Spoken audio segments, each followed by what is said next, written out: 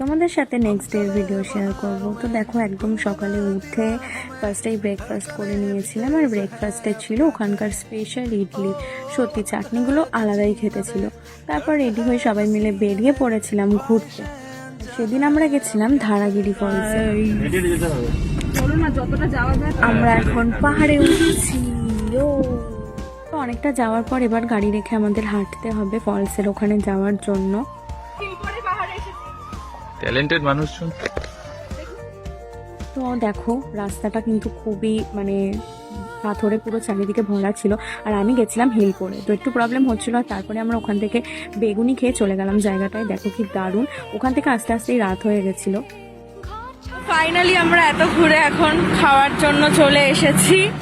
তারপর ওখান থেকে বেরিয়ে একটা ধাবাতে গিয়ে আমরা খেয়ে নিয়েছিলাম ওখানকারই কিছু খাবার। তো তোমাদের সাথে দেখা হবে নেক্সট ব্লগে। টাটা।